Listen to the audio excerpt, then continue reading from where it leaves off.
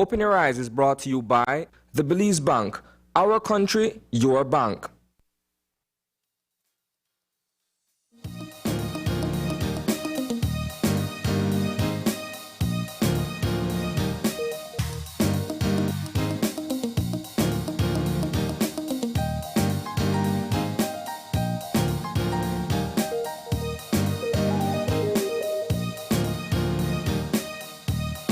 Good morning. Welcome to Open Your Eyes. Start your morning right.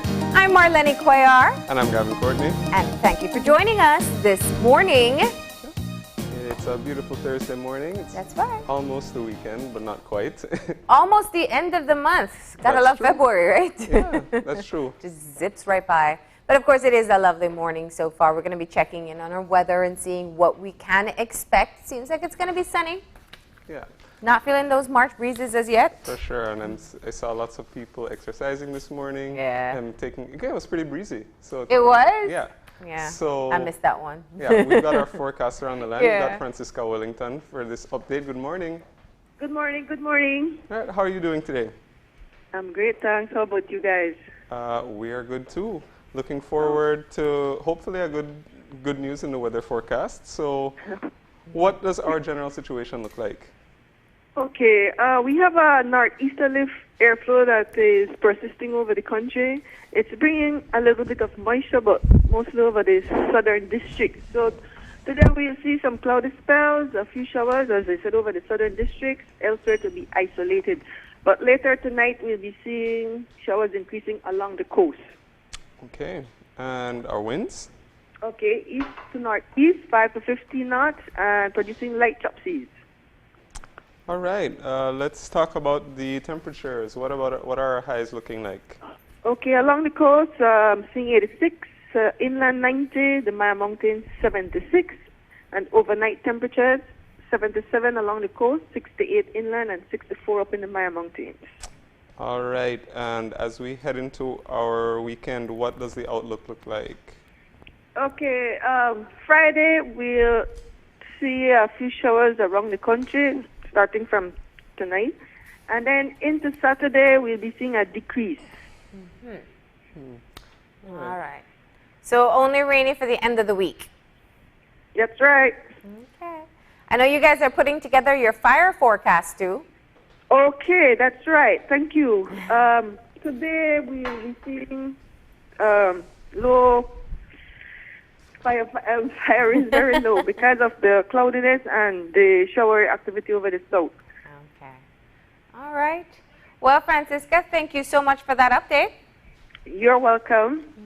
And before we go, Miss Marlene, congratulations. Oh, thank you very much. And I also want to say, because I don't know how often you'll be on the show in the future, but I have to tell you, I just realized we both had created a tag team.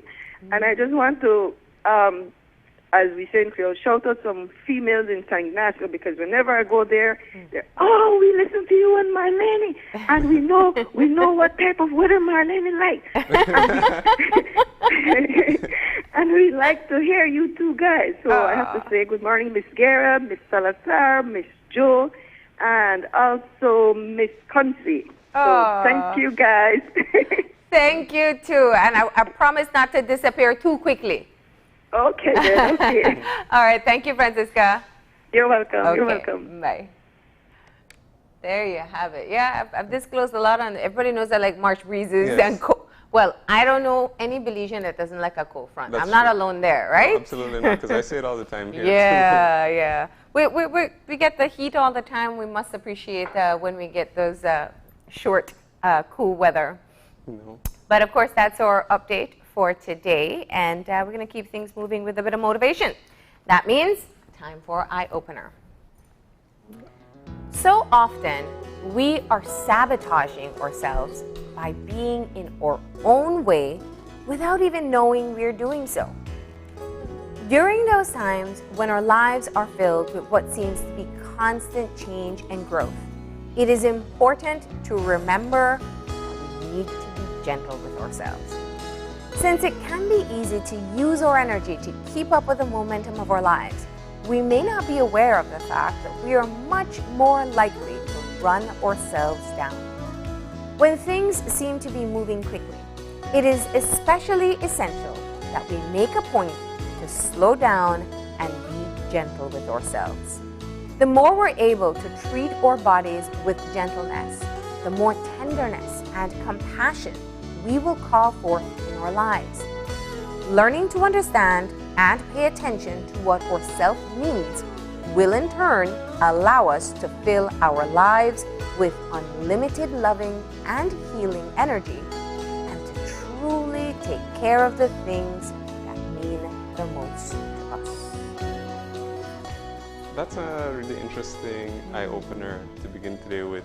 I think the beginning part about self-sabotage is so true that a lot of the times we don't even realize what we're doing, especially when we're starting something new or even when we've already fallen into a certain pattern of things. It's hard to recognize sometimes because, you know, as the eye-opener suggests, sometimes we're just so obsessed with, you know, moving forward or just, you know, our daily routine, you know, that we don't really reflect on what it is that's holding us back from perhaps achieving our goals or achieving new things. And a lot of the times it's just us standing in the way. And it requires a lot of reflection and introspection and you know, just doing that means that we have to take a break. So that's often a lot of the problem because we have, you know, lots of responsibilities in our daily lives and something that we can't really, or we don't find the time for ourselves to really, you know, sit back, take stock, reflect on what all is happening, what we want to do, things like that. But it's super important to do that because when we do acknowledge or when we're able to realize what are the actual boundaries or things that are holding us back, then we can take time to work on them and move forward. Yeah, yeah. No, I love the eye-opener. I think it's something that we can all benefit from. There's just a natural tendency to be harder on yourself, whether it's, you know, we talked about being your own critic, but even in your own expectations for yourself. And we can push and push and push and want to move and feel like we have to keep going. And we become incredibly impatient with ourselves. We may be patient with everyone else, but impatient with ourselves. And what the eye-opener is just really reminding us is that you have to be kind to you. And it's not just gentleness, like, you know, allowing yourself to settle for mediocrity or unproductivity, but it's also being able to recognize that sometimes you just gotta pat the brakes a bit, slow it down, make sure you're where you need to be or headed in the right direction, and then you can recenter yourself to move forward. You know, being patient with yourself is one of those things that I find incredibly hard. But I remember, you know, I saw this quote somewhere, you know, probably online. It said, activity doesn't mean productivity. In other words, we can keep on moving all day long, but it doesn't mean we're going anywhere. And you can keep on doing many things, but it doesn't mean you're getting anything done. So I think that's a key thing to remember when you want to be especially gentle to yourself, if you're just going nonstop and not really taking stock. Yeah, you know what I'm thinking as we are talking about it, and it just occurs to me that I think a good, you know, example which a lot of us can relate to is this sort of thing with, you know, health and fitness and maybe exercise, because, you know, Gavin? We may have that goal that we're working towards. Did you work out today? I did not. I did yesterday though. Okay, good. But, you know, we may have the goal, and, you know, you know, you want to lose whatever pounds or you want to do something, and then you may, and, you know, it's difficult, but, you know, you might get frustrated if you're not able to meet that goal, and you may say so much time has passed and so on, I haven't gotten there, I haven't reached this milestone or something. But I mean, one, I think you have to, I mean, if you are actually doing the work, let's just say, if you are actually doing the work, you have to give yourself some credit. Second of all, maybe you are doing the wrong thing. Maybe you are, you know, maybe, or maybe you're doing, there's some element of what you're doing that's wrong. So maybe you're doing the exercise, but maybe your diet's not good. Or the opposite way, you know? So it takes that period of self-reflection, but it also, you have to be kind to yourself in the process. And you can't say, oh, well, because I'm not achieving what I want to in the time that, I'm a failure, I'm doing something wrong. It's like, no, it may just be that you may be doing something wrong, or maybe something needs to change, and that might just be it. It's not anything deeper than that. Yeah. And, you'll eventually find out what works for you. That's right. All right, so that's our eye-opener for today. Be gentle with yourself. All right.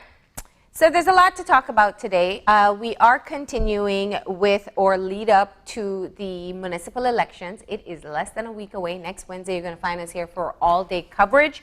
Now, we were supposed to bring you the PG mayoral candidates. However, they were not able to make it this morning. So we're going to shift things around just a bit, and we're going to be talking to some of the independent candidates that will be putting themselves forward in this election. A real interesting conversation that I'm looking forward to. What propelled someone to say, I'm going to go differently, I'm going to go with a third party that's lesser known, or just go it alone? And we see them every time. So we're going to have two independent candidates.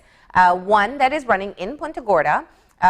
We'll meet Orlando Mushtam and understand a bit more about why he's putting himself forward as an independent candidate. And then we are going to be speaking with Patrick Williams, who is the Belize Progressive Party's candidate for councillor in Belize City. Yeah. So that's going to be interesting. That's right. And then we got the chance to talk to Francisca just a bit about the weather, but our Met service does so much more than provide that daily forecast. They work around the clock. They're always there for us. We really rely on them when we think of storms. But they're also looking at things like climate change. And so they're actually going to be hosting a National Climate Outlook Forum. And we get to see some of our forecasters that we talk to all the time in our final segment in their role as Chief Meteorologist, Ronald Gordon, and Senior Climatologist, Shania Young, to talk about the forum and what people can expect. So that's going to be our show for this morning. Yeah. Now I'm looking forward to a lot of those conversations as well. Yeah. So, I did want to discuss just for a second some of the things that have been happening in the country. Yesterday was a big day. I was telling you, I actually just felt a little bit lighter yesterday with the arrival. And it was only 1,000 doses of vaccines. I realize in the grand scope of things, it seems minuscule. But if you look at what it means for us in the process, or in what we've been experiencing in the past year, being able to see that first shipment land, and through the kindness of another Caribbean nation, it was really a very big moment. No, absolutely.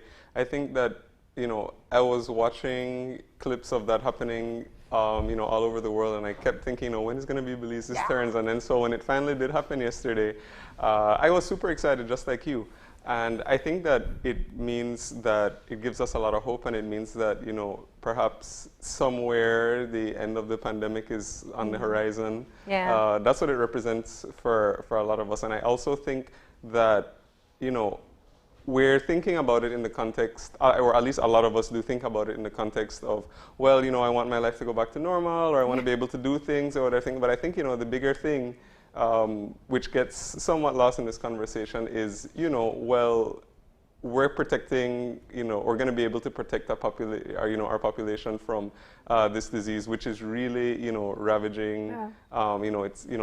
It's separated families, and it's and just the toll that it takes on people, even if they do survive. Some people, it's really great. So having something that is going to mitigate the effects in large part is really, really encouraging, and gave me a boost yesterday for sure. Okay, great. So I know I was just thinking. I know I'm very cognizant of the fact that there is still a very long road ahead, and I think it's important that we say that that this is not next month we'll be returning back to all normal activities. It's going to take some time.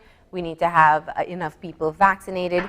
And we're probably still going to be doing some of the things we're doing right now, like mask wearing and social distancing, for some time. But it is, for me, just at least the beginning. It's that glimmer of light at the end of the tunnel, saying that we're nearing that time soon. But we got some clarification, of course, from the Ministry of Health as to what's going to happen with this first 1,000 doses. So it's the AstraZeneca vaccine, which means it's 2 doses that you have to receive. You get one, then a couple weeks later you get the other. and they have already made the decision that it's going to go to healthcare workers who are working in COVID-19 units. And I think that that's such a, so basically the people who will be able to provide the care will be protected so that they can continue to provide that care. No, absolutely. And I think that, you know, even though it's great that they're going to be the first ones to get the vaccine, and obviously, you know, I think they should, I think that it also, you know, puts back into context the work that they have been doing and the service, you know, the extent of the service that healthcare workers have been providing since the beginning. You know, they've been on the front lines, they've been, you know, risking their lives literally every day for months, well, basically almost a year now, you know, in terms of what we've been experiencing in Belize.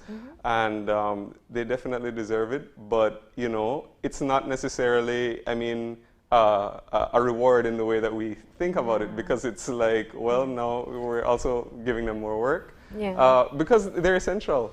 And I think that, you know, the way that they've stepped up to the plate has been so admirable. And, you know, we're going to be talking about this for years, I think, as well. I guess the next moment will be the day we see the first vaccine being given to, you know, that's always a big moment, the first vaccine being delivered to a healthcare worker. In this case, we know it's going to be a healthcare worker. But, you know, I also have been reading and hearing some of the feedback, and it's really interesting to see that people have developed quite a bit of skepticism about the vaccine as well. It seems to be the younger population, which works out because I think the phases that are going to be implemented, the younger population without vulnerabilities will probably be one of the last groups to be able to receive the vaccine. But it is interesting to see that.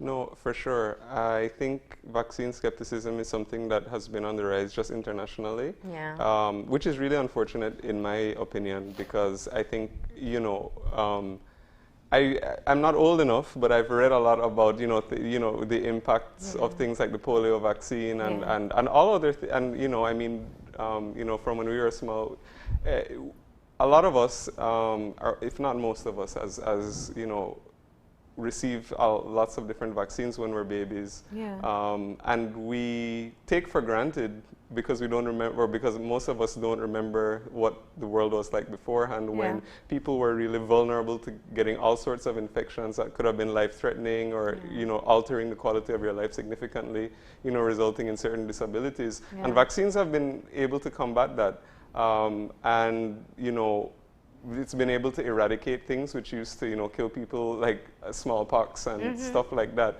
And it's really, it's amazing to think, you know, where we've come in, you know, in a relatively short period of time when it comes to science and vaccines. You know, we're talking about maybe 120 years, not even 150. And I think that with that in mind, we should be ready to embrace, you know, new technology and what it's able to do for us. And I get that there's skepticism because, you know, we hear that, all right, well, usually the vaccine takes so long or whatever, but the, you know, medical and scientific community internationally has been saying, no, it's safe, we recommend it. And I think that that's all that I needed to say, because that's all that they needed to say to convince me. Well, you know, I'm a firm believer that having a healthy dose of skepticism is good. You can't just accept everything that's said to you if someone tells you it's good. But I also tie that very closely to the fact that we live in an era where we have access to so much information. And it's a matter of finding reliable sources to get information, to properly educate yourself, or to fill in the gaps that may exist that lead to that skepticism. And when you look at things like, I hear a lot, oh, it happened, it was developed so fast, you know, no vaccine has been developed this fast. I think one of the things that maybe we didn't talk about as much in Belize is kind of the global effort that was ongoing. And that's fascinating. You know, I think years from now, when we look back to this era, when we see how countries work together, and even in the development of vaccines, how they had testing happening in other continents at the same time, and it was concurrent rather than kind of going, they were being tested at the same time with different populations. These things really helped. That type of collaboration really helped to get us to where we are today. And, you know, I think people have asked me time and time again, would you take it? Well, yes and no. No, I won't take it right now when it's absolutely when it's being given out. And let me explain why before anybody gets any funny ideas. Because right now it's for the vulnerable groups. The first priority needs to be those who need to provide care, essential workers, and vulnerable populations. If there's enough for everybody, yes, sign me up. I will take the vaccine. I have absolutely no problem with that, and I do trust the science behind it. And if you have skepticism about it, as we said before, just make sure you do your research. Make sure you're looking things up for yourself, and don't go to some, you know, site that sounds strange. Go to valid medical sites and get the information for yourself, so that you can be able to be properly informed. Yeah, for sure. I don't think I've heard any compelling reasons for me to doubt the vaccine yet. They all seem to be based on fears rather than actual reasons. It's never, you know, I don't want to take the vaccine because X, Y, and Z will happen. There's never an actual thing that will happen. It's always, well, they're questioning the circumstances. And I'm saying, well, I think that there's answers to most of what are the issues that people have raised. And I think that, as you said, a healthy dose of skepticism is generally okay. But I think that, one, when you have a lot of, you know, when you have the experts in the field that are saying, you know, recommending it, and also you have to, again, consider the circumstances that we're living in. And what's the alternative if we don't if we don't vaccinate? And that's what we're living with right now. And not just talking about the restrictions that people are living under, but also the actual effects that the virus is having on people who get infected and their families. So I think that if there's anything that we can do, and it's scientifically sound and safe, that can mitigate what's happening, then sign me up as well. You know, I mean, generally speaking, when it comes to me, I'm a believer in, and I'm a believer in science, and you know, if I'm feeling sick, I'm the first one to say, just give me medicine right now. Because you know, some people, some people are like, when they're sick, they refuse to take medicine, and they're like, no, I can get through this. I can, you know, or you know, I'll just drink tea, and I'm like, no, not me. Give me my Tylenol, give me anything. You know. There's been research, there's experts, and as far as I'm concerned, I'm not a doctor, I'm not a chemist, I'm not a thing, so I don't know what's in, you know, an Advil, so that's not going to stop me from taking the vaccine that I don't know what's in it. So well, you know, and I think it's acknowledging that it's important for us to acknowledge that people will still need more information about it, and I do know that there's an education campaign that's being rolled out. We spoke with Dr. Hidalgo a few days ago to kind of get some information there as well. But like I said, yesterday was a very big day. It was less than a year after we detected our first case, 11 months after we detected our first case, that we saw the first batch of vaccines. So, of course, we know we're expecting a larger batch to come in another month or so, and then we will probably see more persons being vaccinated. Which is so important for us to really kind of get things moving back to what we were used to before. So, yeah. With that, though, we got to get into our show for this morning. And so we're going to go ahead and take that break. Before we do, we got a birthday shout-out. This one is a big one. Oh, we've got a bunch of birthday shout-outs, We got a bunch. Actually. Oh, you're right. Yeah. So let's start. We're going to say happy birthday to Jashay Magdalena, who is turning 13 today. So, happy birthday. Officially a teenager. Yeah, I know, right? That's a big one. I remember that. We also want to say happy birthday to Cadet Henderson. And finally, big birthday greeting. Big birthday to one of our big friends on Open Your Eyes, who you all know and I'm sure you love. We want to say happy birthday to Jenny Lovell. Yeah. So we love her. Love her, exactly. Jenny, we hope you have a great day today. Yeah, and we wish you many, many, many more.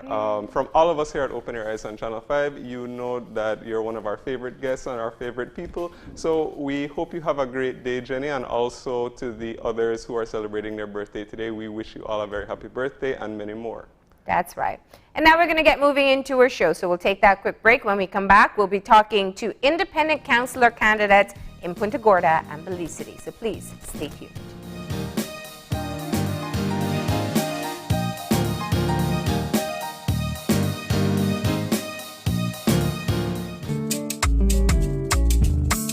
If we are only as strong as our families, businesses, institutions, and the communities that surround us, then by giving businesses the power to grow, entrepreneurs the ability to expand, and by giving our families the right to own something, the Belize Bank gives you the power to build a nation, our nation.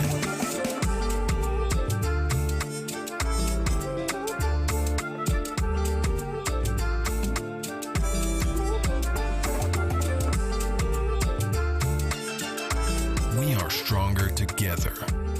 The Belize Bank. Our country. Your bank. Es un hecho que puedes obtener servicios ilimitados con Smart.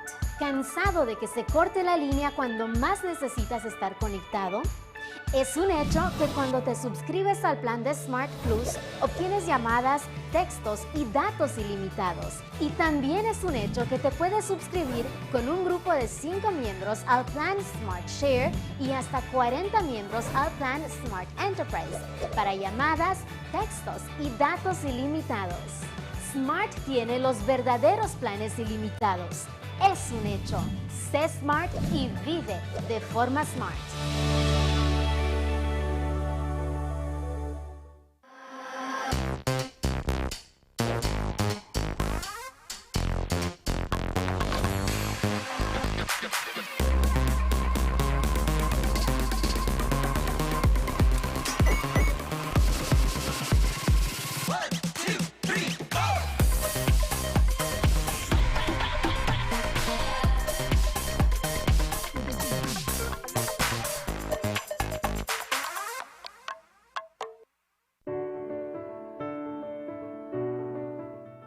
Research on the impact of COVID-19 infection on pregnant women is limited.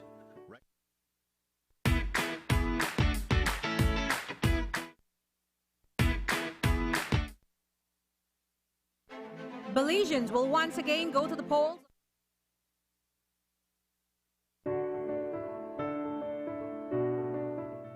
Research on the impact of COVID-19 infection on pregnant women is limited. Right now, pregnant women are at higher risk of severe illness than the general population. Pregnancy can affect the way a woman's body handles respiratory infections. If you are pregnant, protect yourself against COVID-19.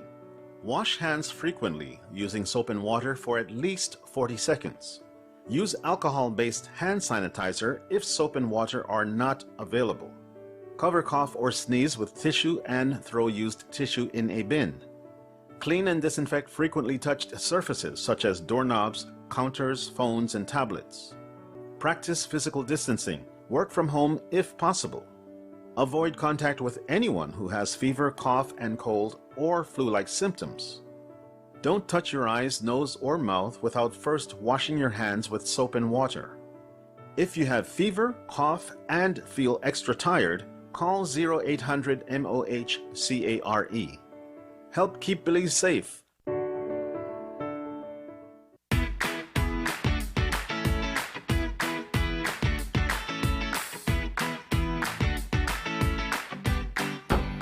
Why, Tony? Boy, kid, what you going on, man? I actually come see you because I need to buy a stack of them plastic plates and cups for my grocery shop because I run low. Boy, I stopped importing that thing since April 15th, you know. And I just routed the last batch, must have been like 3 weeks back, you know. Man, do I usually have that thing? What you going on? Check this, right? Under the new law, we ban all single-use plastics, so that the cups, plates, forks, spoons, and knives, all of that. Since April 15th, can't import none of them. Starting January 15, 2021, you can't manufacture them. April 15, 2021, you can't sell them. And after July 14, 2021, if you get catch with any other thing, you will get fined. Me never know this. I guess I have to make some changes then.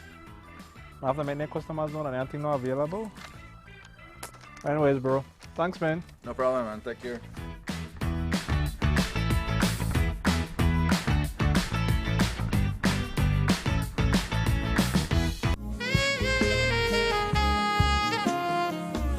is a connection that should last forever. This February, NextGen is sharing the love with amazing promo deals for everyone. Reconnect or install with NextGen for free. Sign up for our affordable cable and high-speed internet plans and get 1 month free on your acquired service. But that's not all. New and reconnecting customers can now receive 1 month free MyTV subscription when you sign up with us anytime in February. Some restrictions apply. For more information on our promotions and services, contact us at 0800-222-5388 or via our social media platforms. NextGen, powered by Central TV and Internet.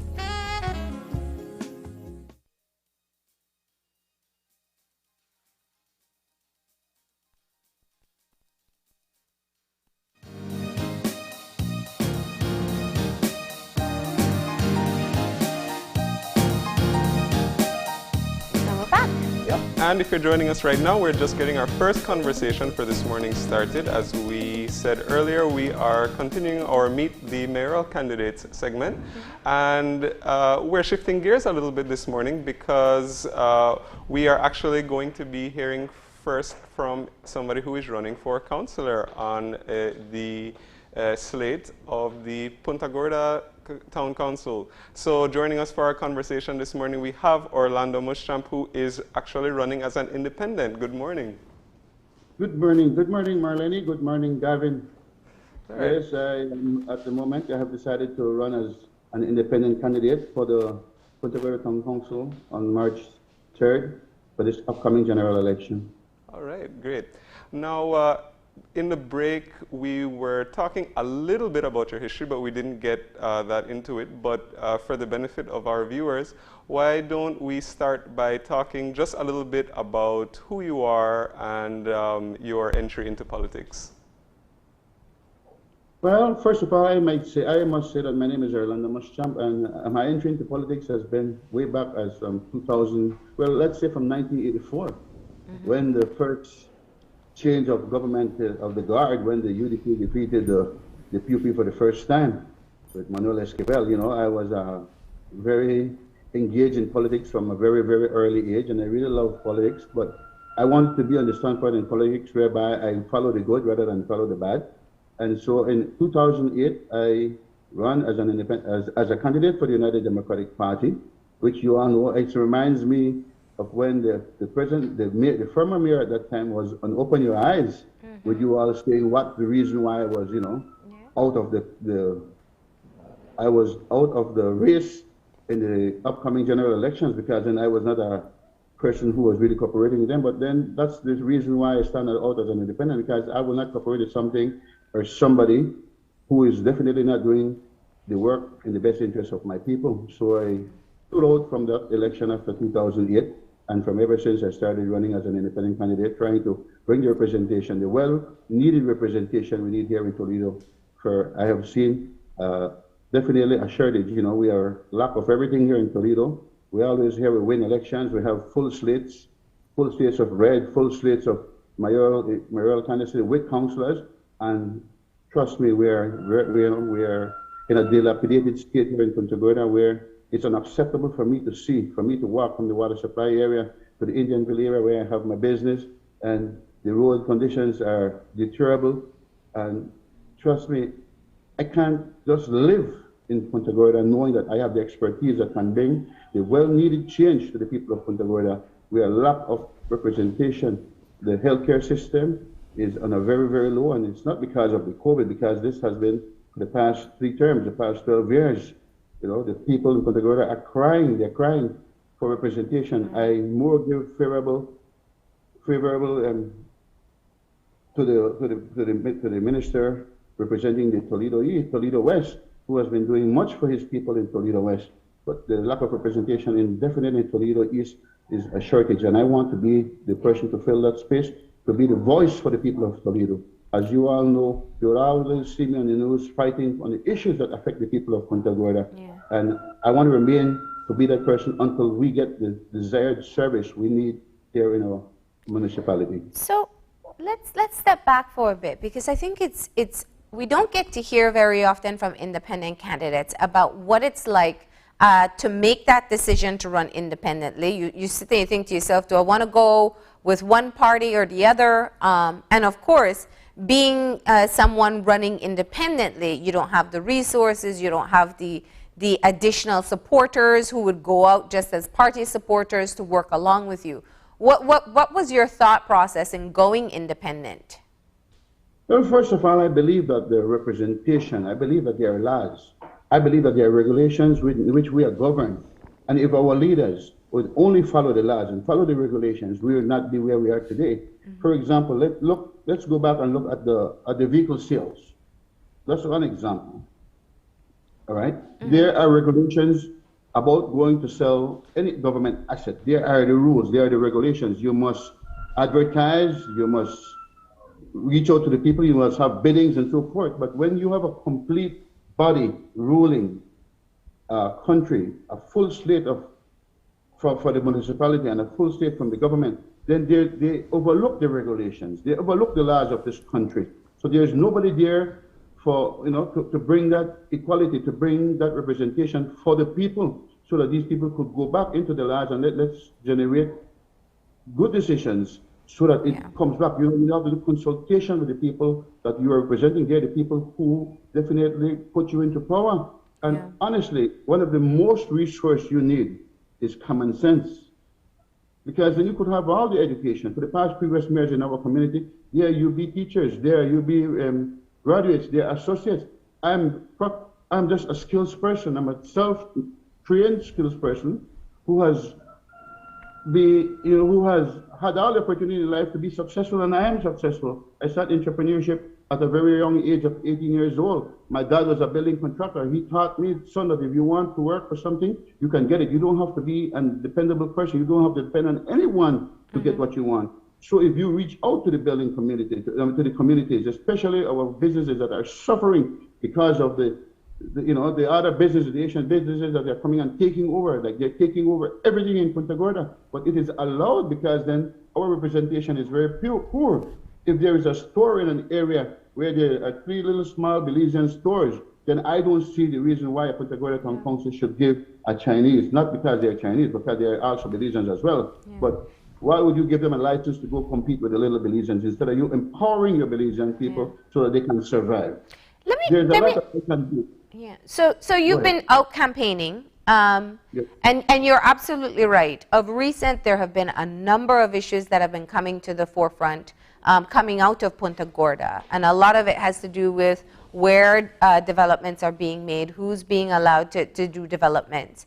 But when you go out on your campaign and you talk to people, and if you hear things like this, how can you make a commitment to them as an independent councillor candidate, knowing that if you're elected, you will still have to fall under a mayoral candidate of one of the mass parties?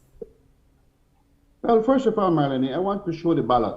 The ballot paper clearly states, I think education is important here. I don't know if you could speak. The ballot paper clearly states, the ballot paper, the sample ballot paper states, we have an election for 1 mayor and 6 other councillor candidates. It did not say an election for 1 mayor and 6 of their candidates. It did not say that. It says election of 1 mayor and 6 other councillor candidates.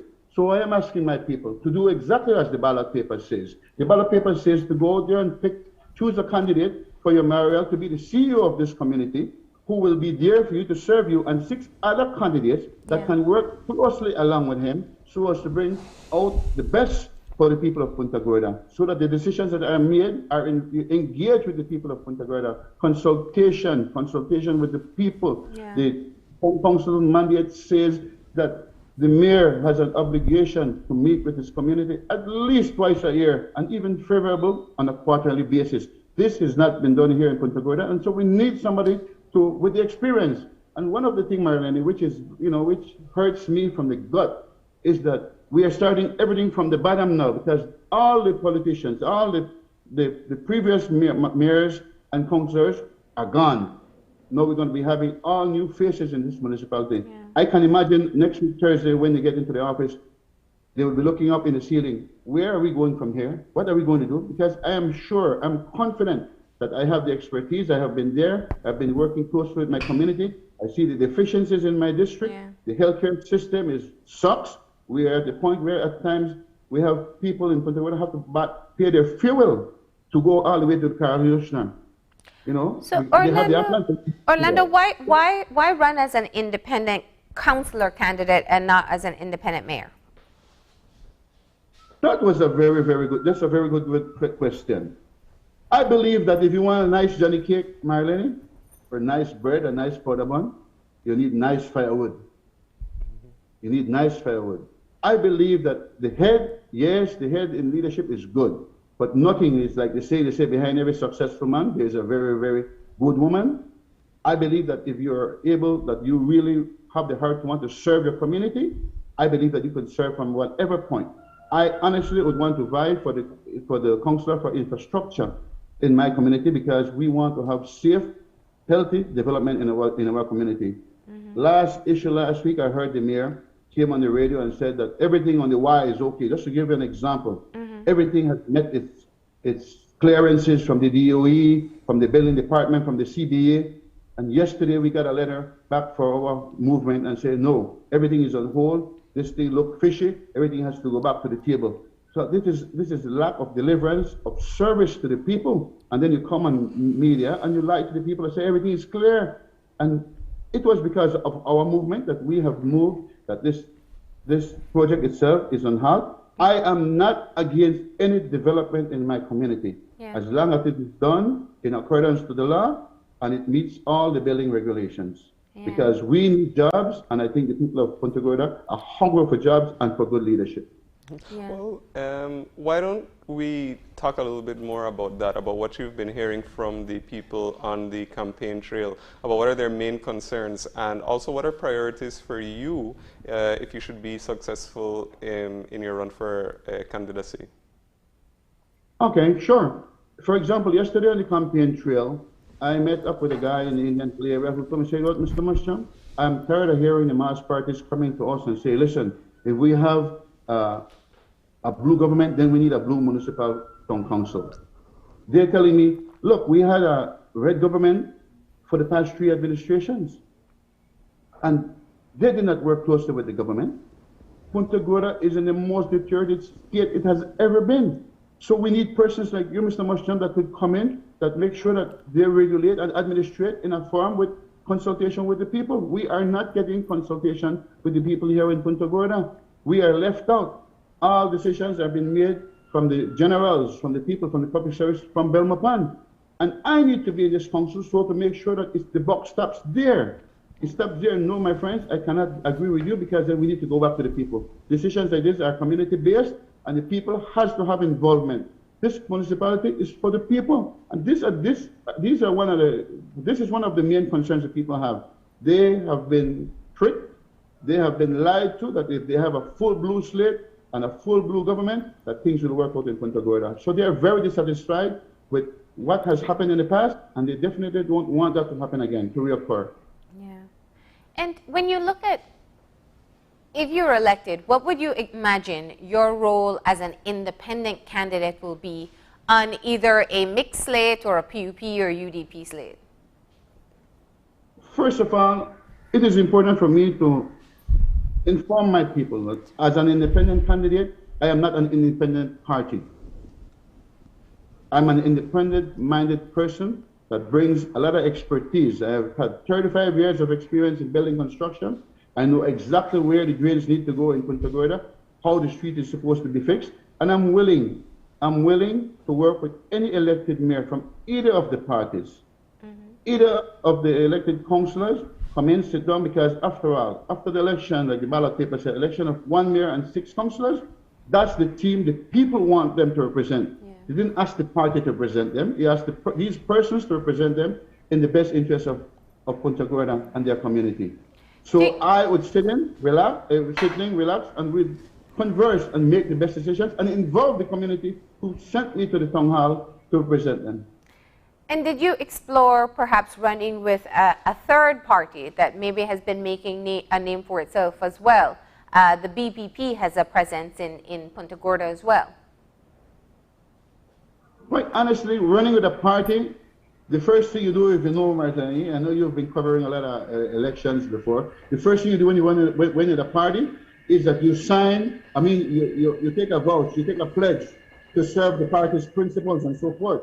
That's the first thing. You sell your integrity, because then you're selling the goodness that you're bringing to the table. You're selling that to your party. I don't want to make that pledge to any party. I want to make that pledge to the people of Punta Gorda, that I will serve my community in the best interest and in my capacity to move things forward and to make Punta Gorda a better, safe haven for all of us to live. So that pledge I want to take, if I am elected by the people, is to serve the people of Punta Gorda. How difficult is it to run as an independent candidate? Honestly, oh, the rain is coming down now. That's PG, right? Yeah. Yeah, but honestly, it's fun. It's fun for you to express yourself as an independent person, because first of all, this country has been driven by dependency. We, in the past, have been given the dependency pill that everybody knows is depending on the boost program. Everybody is depending on the fancy program. Everybody is depending on the COVID program. If I believe that if the people are empowered, they would make better decisions. They could do much better for their children, for their community, and we could move on. I have fun being who I am, because first of all, I do for myself. And if I can do for myself, then I encourage others to do for themselves. Especially with my expertise, as I say, I can definitely make a change in my community and assist. My $800 stipend as a counselor is going to go the same way the $8 I have in my pocket go in my community on a daily basis, assisting the very, very needy, empowering the needy, not giving them a pound of rice, not giving them food materials, but giving them something like a weed eater so that they can go on into their families to assist their families to provide food for themselves. Empowerment of the people is much more important than giving out hands out. Yeah. I have fun of standing out, of being an independent voice for my community, and I only serve one person. I serve the Lord. And my father taught me that there was only good and there was only bad in this world. Yeah. So that's my choice, and I know it's a rough road, my lady, but I am in peace with myself. Yeah. And you talk about serving the people, but just to sort of go back to a similar question to what Marlene asked earlier, how do you view also working with members, with whoever the slate is going to be, in order to achieve some of what you want to accomplish for Punta Gorda? What's that going to be like, whether it's blue, red, or mixed? What about your relationship with the other councillors? What do you think that's going to be like?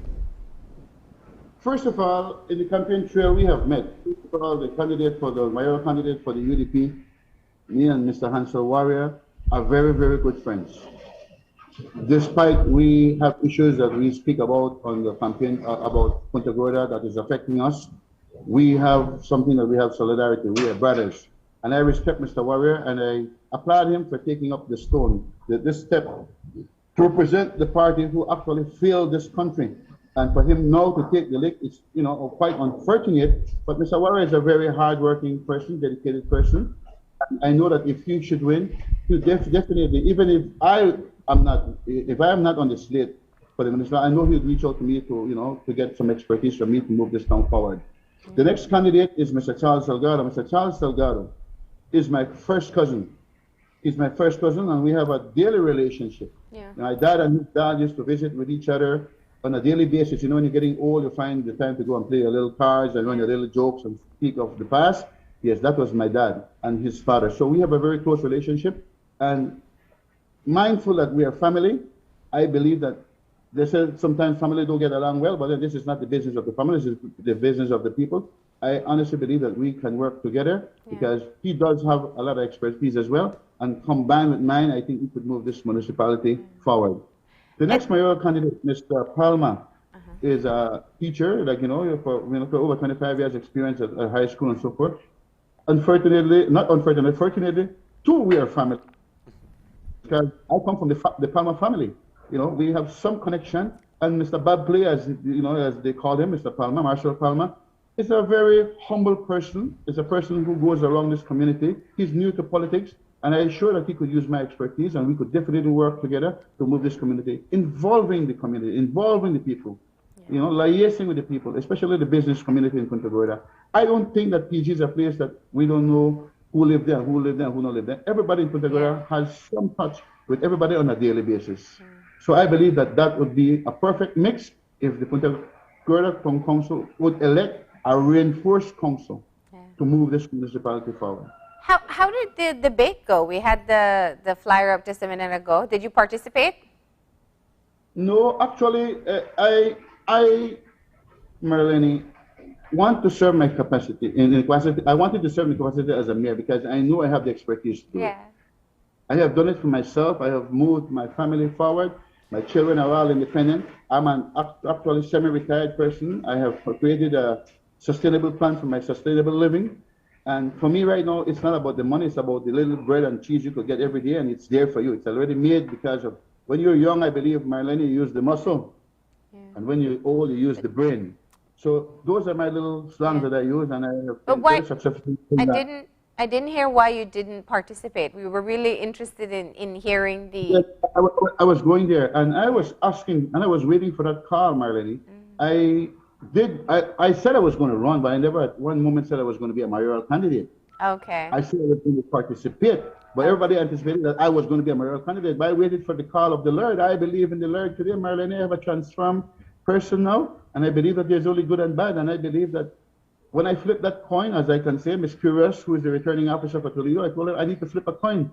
It is not about power. I don't need power.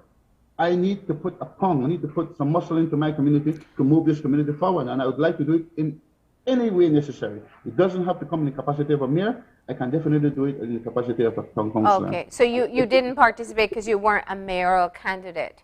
Okay, Yes. now just before we close off, you know, there are a lot of people who have tried to run independently before, and it is a very difficult task. As much as we hear people saying that had amass parties, they don't necessarily go for third parties, or the numbers show that they don't swing in support of third parties or independent candidates. What makes you think that you will be different in Punta Gorda? Well, I've seen my community. I've lived in this community for the past 13 years, Marlene. You see it's raining right now. I cannot move from water supply area to the Indianville area without getting my feet wet. The kids, the children of every home in this community cannot reach their classroom without getting their feet wet. And I am appealing to the people of Punta Gorda. Give me this one opportunity. Give me this one opportunity. I am versed in infrastructure. I know how to dig a drain. I know where to put a drain. I know the elevations. I know the topography of the land in Punta Gorda. I live in the flooded areas of Punta Gorda. Give me this one opportunity. And after 3 years, I'll already have somebody trained to take over my place, because I am not in it to stay in there. I'm in there to bring somebody to teach the youth, to pass on my knowledge to someone else so they can continue. Okay. I am appealing to the people of Punta Gorda to give me that opportunity, and I honestly, on the campaign trail, feel that they will. They are very, very disappointed with the PUDP system, and I think they want to change. I believe, Marlene, that you're going to see a mixed council here in Punta Gorda. All right. Well, we don't have to wait too long to see. We are grateful that you joined us this morning and that you told us a bit about what it's been like to run as an independent candidate, what led you to that decision, and of course, as you continue on your campaign trail, we do hope you stay safe. I want to thank you, Marlene, and I want to thank you, sir, for giving me this opportunity. And I want to run this little joke. It's a little joke, but it's serious. Wilmer here told me he would not put me on PGTV because he don't want me to win over his BPP team. But that's my personal friend, Marlene, and you all know how Will is. And when I called him last time, I told him, you know what, Marlene is putting me on the money show. He said, man, you beat me again. I want to tell you guys, thank you for giving me this moment and appealing to the people of Punta Gorda for giving me an opportunity to serve my community and my people. I want to serve my community and people over parties. I want to do God's work and want to move PG forward. So when you guys come to PG, no more bumpy roads, no more swimming pools on the streets, and you would say, you know, the councillor candidate for Punta Gorda, the independent candidate, did make a difference in our municipality. All right. Well, thank you so much, and do enjoy your rainy morning in Punta Gorda. I have a soft spot in my heart for PG. Everybody knows that. So definitely stay safe, and thank you once again. We're going to go ahead. Yeah, we're going to go ahead and take a break now. And When we come back, we're going to continue our political segment, and we're going to be hearing from an independent councillor candidate from Belize City. So please stay tuned, and we'll be right back after the break.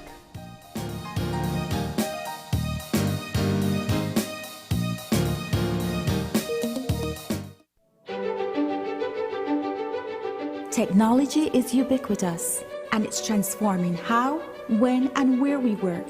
Fulltech Systems is placing award-winning devices in the hands of information workers, allowing them to work without compromise in a world without wires, to innovate, create, and to maximize productivity anytime, anywhere, satisfying the needs of the desk-centric remote and field worker and every other worker in between.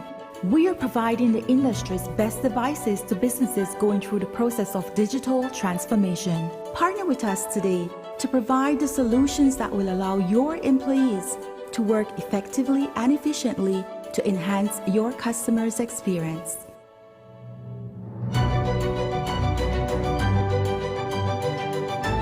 Fulltech Systems, your technology center, where you'll come for the price but stay for the service.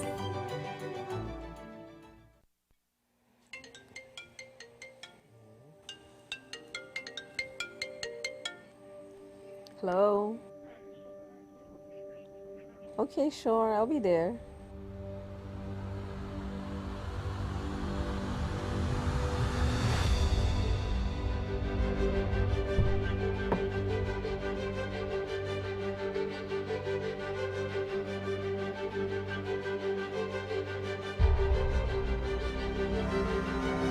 Hello? Hi, Mommy. When are you coming home? I really miss you.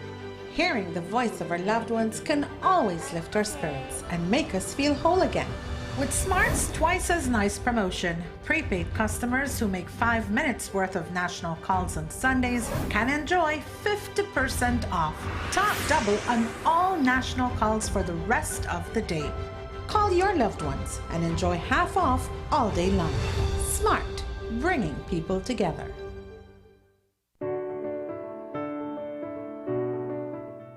Research on the impact of COVID-19 infection on pregnant women is limited. Right now, pregnant women are at higher risk of severe illness than the general population. Pregnancy can affect the way a woman's body handles respiratory infections. If you are pregnant, protect yourself against COVID-19.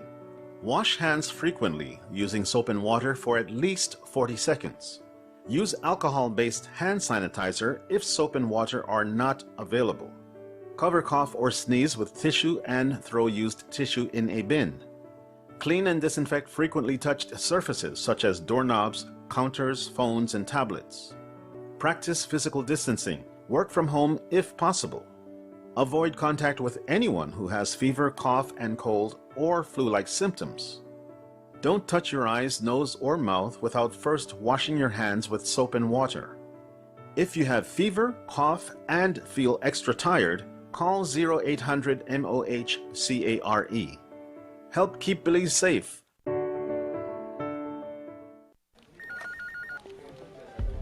As one of the largest cable and internet providers in Belize, CBC strives to provide our customers with the highest standards of quality, value, and service in all aspects of cable TV and internet. Monitoring our systems closely, our technicians combine creative planning and state-of-the-art technology with years of experience and training to develop and provide the most reliable and advanced cable and internet service to exceed your expectations.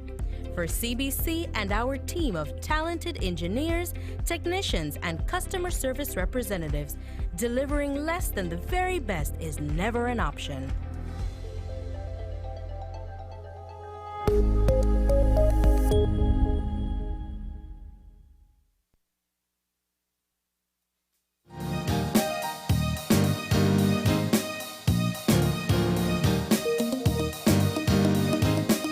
And we're back. And if you're joining us now, we are getting our second conversation for this morning. It all started a of course, we're continuing our Meet the Mayoral Candidate segment, but this morning, as we said, we are taking a slightly different approach this morning, and we're actually going to be interviewing some councillor candidates, and not only that, but candidates who are running outside of the two major political parties. So we have with us right now Patrick Williams, who is from the Belize Progressive Party, and he's running as a councillor candidate for Belize City. Good morning. Good morning, Mr. Gavin and Ms. Marlene. Okay, it's great to have you with us. And in this segment, we like to start off on a little bit of a personal note. So before we get into the politics, why don't we hear a little bit about who you are as a person and how you sort of got into politics? Well, I can start by saying I'm 20 years old. I'm currently attending St. John's College, and I participate in mostly cycling, which is one of my main hobbies. And what really motivated me to become the person I am today is my father. I look up to my father, and I've tried to follow in his footsteps because he was a very charitable man. He helped everyone in need, and he wasn't able to say no to anyone. Yeah. So Patrick, 20 years old and putting yourself forward for the municipal elections. Was this something you were thinking about for a while, or what led you to this decision? Well, I was thinking about participating in the city council elections, but closer to the date, I was a bit discouraged.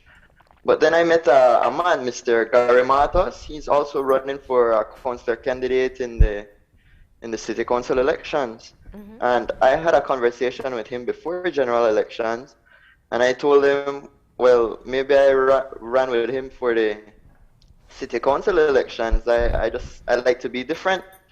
So the man came around again, and he asked me, and I was discouraged, but when he asked, I said, why not?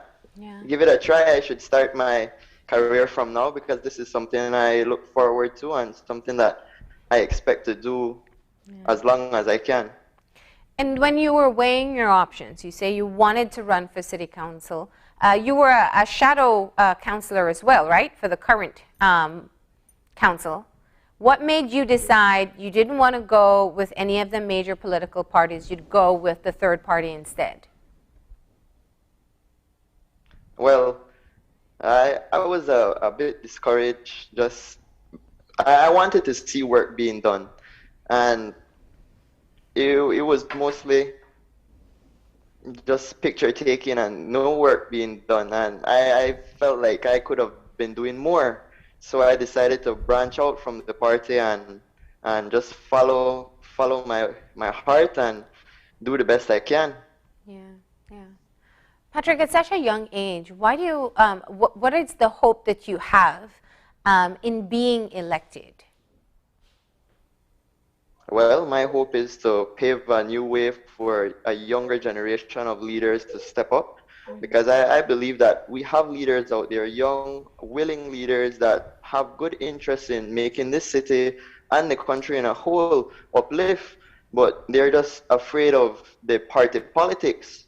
So I'm standing for the youths and showing the youths we're not forced to join this party politics because this is what's honestly making our country going down. Yeah. So you should have a choice that it's not only between colors, it's by who really wants to help Belize. Yeah. And you know, a lot of times people look at the younger population, especially your age group, and say, you know, they don't really pay attention to elections or participate en masse in the voting process. Do you think that is so? Well, I don't believe so. What I think is youths, especially in my generation, they don't have an idea of what's happening. When politicians come around, they don't want to talk to us. They want to talk to who's voting. Oh, you're not old enough to vote. I don't want to talk to you. Where's your mom? Where's your dad? And they believe that just because my mom, dad, or grandma, aunt, they're voting for a specific party, that I have to follow in their footsteps and vote for that party too. But in all honesty, it's not so. I have my own decision to make, and I can vote for who I want to. And especially when they were coming around for general elections in my era, I was disappointed because I saw they were uninterested in their face to speak to me or listen to what I had to say. And that's what really geared me towards, that was the starting point that geared me towards running independently, running for a different party, because I'm someone that cares and wants to listen to everyone and anyone of all ages. So what I hear from you is that you feel that young people are ignored in the process? I believe so. Yeah. And how have you been campaigning differently? Well, I haven't been walking around and going house to house, door to door, talking to people, because it's quite difficult, because I'm not known in the city as well as the other bigger parties. So it's hard, but when I do talk to people, the conversation goes lovely. They're interested, especially with youth. They're interested. They listen to what I have to say, and they agree with me and say it's all true, and they hope that everything goes well with me, and they hope that I get elected. But what I do differently is I'm not going around and offering things. I'm doing community work. I'm doing projects around the city, clean up projects. Lately, I've been working in the Collect area, cleaning up all of the garbage out in the Collect area. There was so much garbage in the Collect area, piles taller than me. We loaded 3 dump trucks filled with garbage, and there is still garbage there. At some point, we had to take a pause because we couldn't physically dig out the garbage from out of a drain. We need big machinery to dig out the garbage. We moved over to Queen Square yesterday, and I can tell you I'm very exhausted. I was campaigning in the Queen Square last week, and I met with the people through the area, and they were telling me about their drainage problem. One small rain comes, it could be a drizzle, and their area starts to flood. And I realized at some points there were no drains.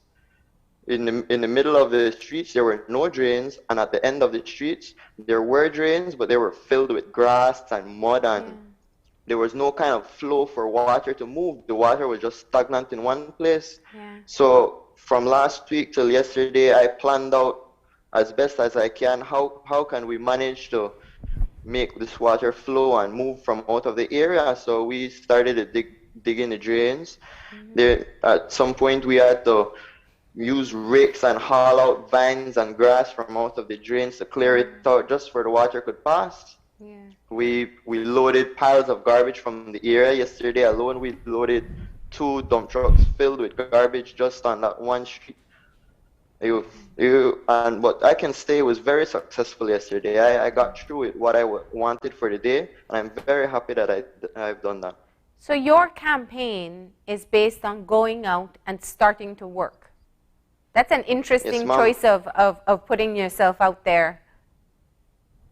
Well, it is, because I'm trying to capture the people from the area and show them that work needs to be done. This city is neglected, and we need to uplift our city, even in the smallest of ways, as in maintaining the city properly.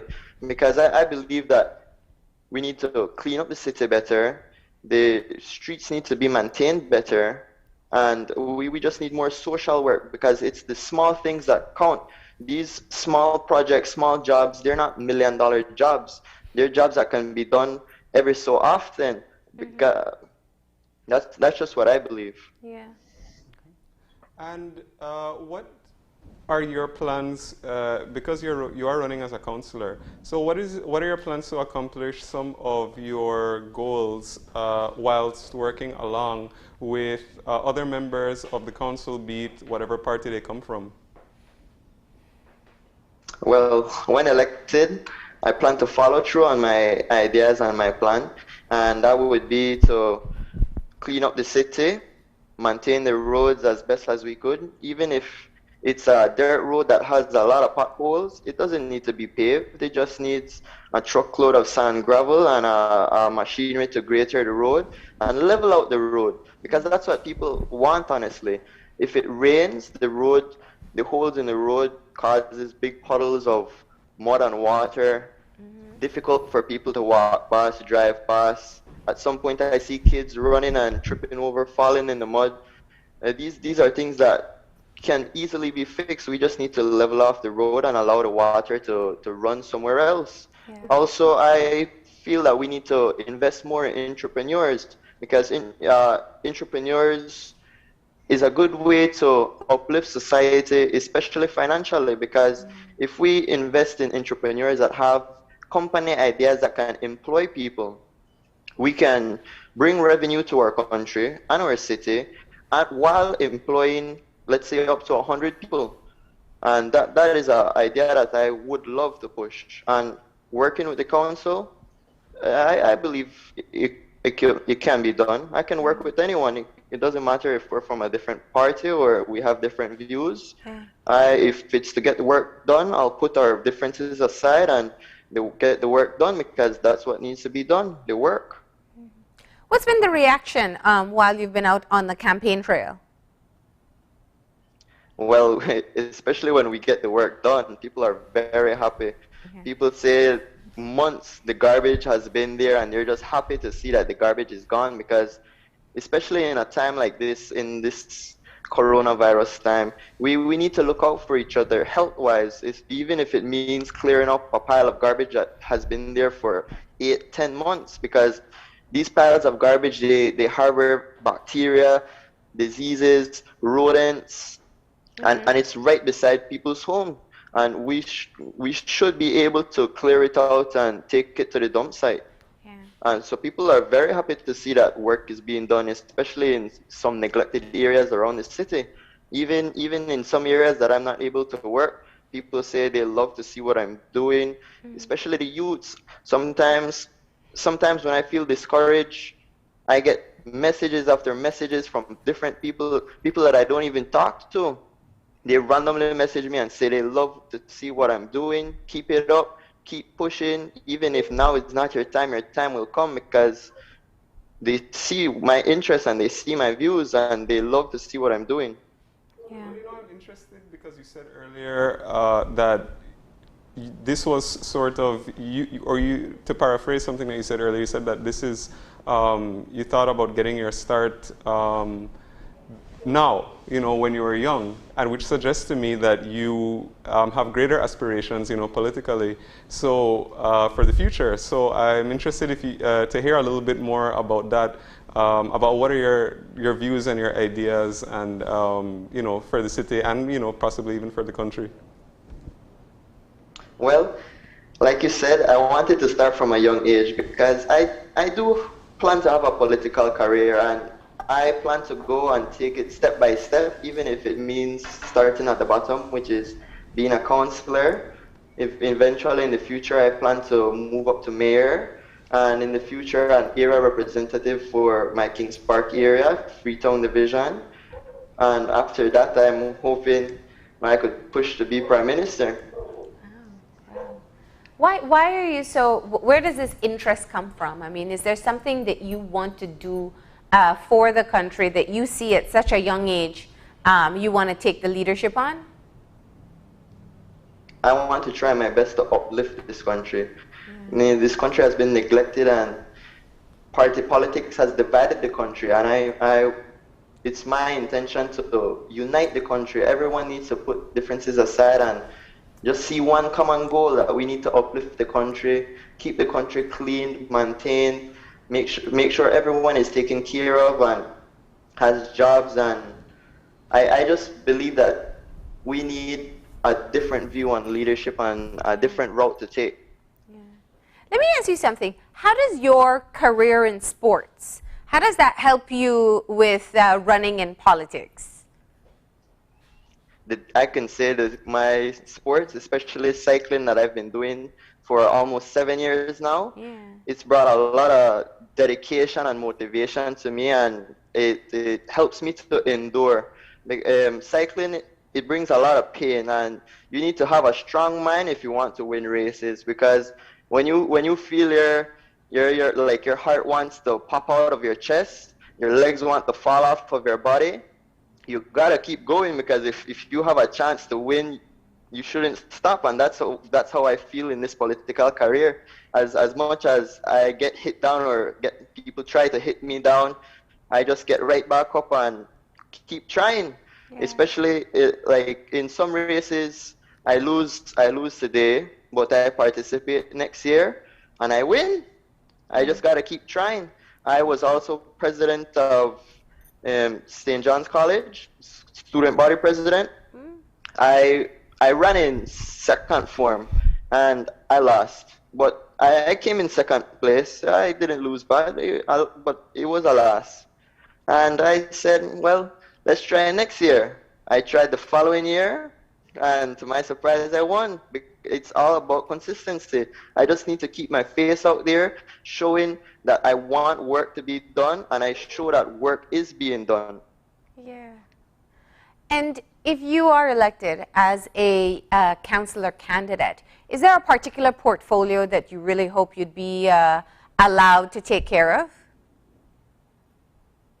Well, I was hoping for youth development and entrepreneurship development. Yeah. What are your plans?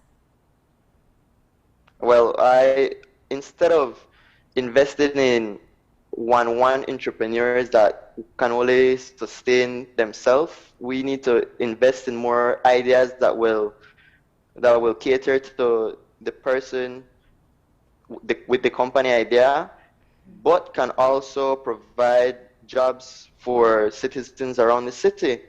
Because that's the main goal for entrepreneurship, providing jobs. You can sustain yourself while providing jobs for other people around the city, and like that we keep the revenue flowing throughout our city. Someone's getting paid, our local Belizeans are getting revenue, and we just need to keep the money circulating within the country, because we import more than we export. And I feel if we get into different industries that we can develop products and export it out, products that are used all over the world, I feel that good revenue can be brought into the country and especially provide jobs. Yeah. And do you feel that you have the support of your classmates at school? What have they been saying? You're at sixth form, right? Yes, ma'am. Uh-huh. And what's been the reaction of your fellow students? Well, a lot of my fellow students, they're with me, and they already brought up themselves and said, election day, I got your back. Where you just tell me where you want me to man, and I'm gonna man that station for you. So my classmates, they're 100% with me. Past classmates, even students that are not even in my classes, they message me and tell me I'm supporting you. Especially at this young age, they like to see what I'm doing. I'm showing that our generation, we're not just a pushover generation. We want to see better. We want better for the generation. We're tired of just being on the sidelines and just being just passing by, looking at what's happening in front of us and accepting it. We want change to come, and change is coming now. And what's the plan? Especially teachers. Teachers also, a lot of my teachers, when I get into class, they're like, Patrick, how has your day been going today? What have you been doing today? If you need any advice, you can come to me. So I know I have my support of my teachers also.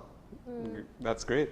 Talk to us a little bit about the plans between now and election day. What are you going to be doing up until the big day? Well, I have one more big project before election day. But I plan to make it non-political, because I'm planning a service day for youths to come out and show their civic pride, and we're gonna renovate. Well, let's not say renovate. We're gonna give a park a makeover. We're gonna re-cement a basketball court, paint over the basketball court and repaint the park and anything else around it that needs a little touch up, plant a couple trees, and we just try our best to make this park look a little better. All right. Well, it's been. I already have volunteers for this project also, and I'm hoping that I'm able to offer community service hours to these youths, because most of them are still going to school, and community service hours are still needed. And especially for my year in school, we need 100 hours of community service, and I feel it was a bit difficult to gather 100 hours because of the coronavirus. So we weren't able to go out as much or participate in groups as much in different areas to do community activities. So I'm hoping that I can offer a couple hours to the students. Yeah. What have you learned in the process so far of campaigning? Wow, I can say I learned a lot. I learned that organization is key, especially when you're doing jobs, because anything can go wrong, and you just gotta know how to. If something goes wrong, well, you don't make that beat you down. You just hurry, try to find a solution to the problem, and you get it fixed. And I learned that this is a slow process. I won't lie, but once I keep consistent, I know that I can get to the top. How do you feel about going into the race next week? How optimistic are you? I feel confident. I'm happy about what I'm doing. In my heart, win or lose on election day, I've already won. Just doing the work that I'm doing, meeting the people and showing people that work can be done, and it's not hard to get the work done. I've already won in my heart. All right. And we have like 2 minutes left, so you can speak directly to the voters of Belize City and let them know why you feel you're best fit as a councillor candidate for Belize City.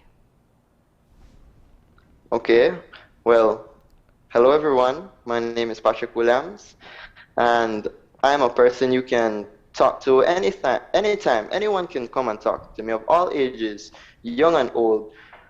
I like to be educated by the people, and I listen to what people have to say, because that's how we know problems are in the city. You have to listen to the people and listen to what they have to say, and just try your best to work around their ideas, because I wouldn't have known of the flood problem in Queen Square if it wasn't for a young lady that messaged me on Facebook. And I appreciate those kind of messages, because you're telling me where the problems are, and I go and try my best to make it happen. And I plan to keep doing projects straight up until next city council elections. And I'm just hope for the support, and thank you for the opportunity to be on the show and speaking to you all today. I'm very appreciated. Well, we are grateful that you joined us as well. I think it's really interesting insight to hear from independent candidates. We're seeing more independent candidates come out each election cycle, and to hear from someone as young as you as well as to your thought process. Please stay safe on the campaign trail, and thank you for joining us. Thank you very much. Have a good day, everyone. You too. And with that, we are going to go ahead and take our break. When we come back, we're going to be talking about the Climate Outlook Forum. So please stay tuned.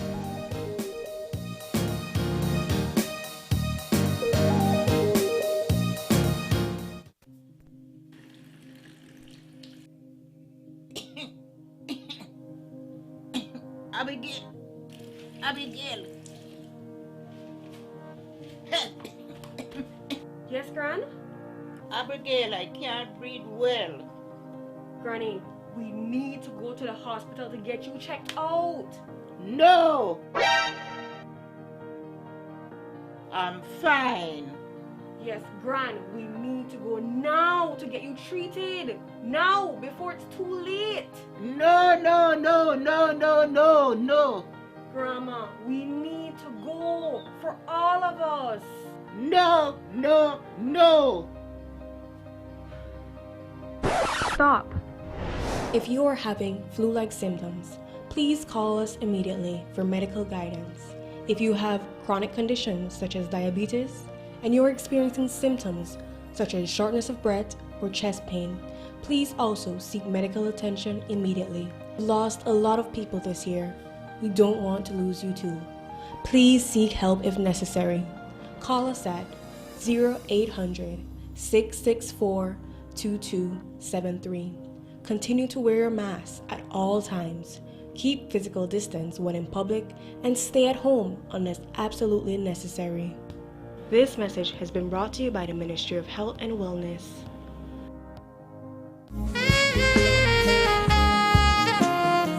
Love is a connection that should last forever. This February, NextGen is sharing the love with amazing promo deals for everyone. Reconnect or install with NextGen for free. Sign up for our affordable cable and high-speed internet plans and get 1 month free on your acquired service. But that's not all. New and reconnecting customers can now receive 1 month free MyTV subscription when you sign up with us anytime in February. Some restrictions apply. For more information on our promotions and services, contact us at 0800-222-5388 or via our social media platforms. NextGen, powered by Central TV and Internet.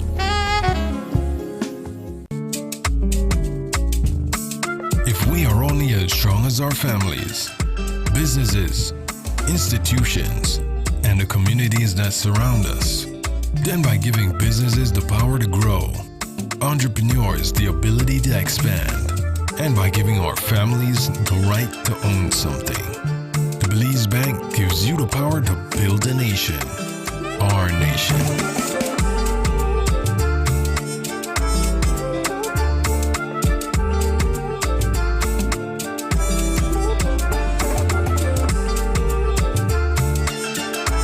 We are stronger together. The Belize Bank, our country, your bank. Es un hecho que puedes obtener servicios ilimitados con Smart. ¿Cansado de que se corte la línea cuando más necesitas estar conectado? Es un hecho que cuando te suscribes al plan de Smart Plus, obtienes llamadas, textos y datos ilimitados. Y también es un hecho que te puedes suscribir con un grupo de 5 miembros al plan Smart Share y hasta 40 miembros al plan Smart Enterprise para llamadas, textos y datos ilimitados. Smart tiene los verdaderos planes ilimitados. Es un hecho. Sé Smart y vive de forma Smart.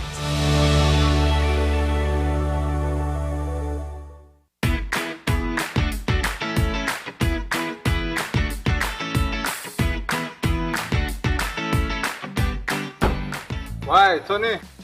Why, Keith? What are you going on, man? I'm actually going to see you because I need to buy a stack of them plastic plates and cups for my grocery shop because I run low. Boy, I stopped importing things since April 15th, you know. And I just routed the last batch, must be about like 3 weeks back, you know. Man, do I usually have anything? What are you going? Check this, right? Under the new law, we ban all single-use plastics, so that the cups, plates, forks, spoons, and knives, all of that. Since April 15th, you can't import none of them. Starting January 15, 2021, you can't manufacture them. April 15, 2021, you can't sell them. And after July 14, 2021, if you get catch with any other thing, you will get fined. Me never know this. I guess I have to make some changes then. I have to make the customers know that anything not available. Anyways, bro. Thanks, man. No problem, man. Take care.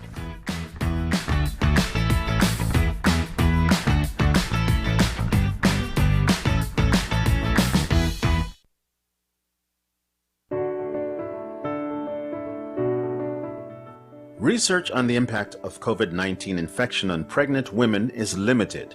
Right now, pregnant women are at higher risk of severe illness than the general population. Pregnancy can affect the way a woman's body handles respiratory infections. If you are pregnant, protect yourself against COVID-19. Wash hands frequently using soap and water for at least 40 seconds. Use alcohol-based hand sanitizer if soap and water are not available. Cover cough or sneeze with tissue and throw used tissue in a bin.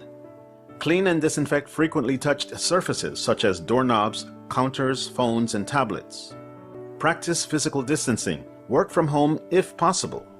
Avoid contact with anyone who has fever, cough, and cold or flu-like symptoms. Don't touch your eyes, nose, or mouth without first washing your hands with soap and water.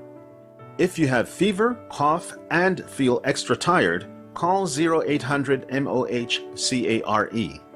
Help keep Belize safe.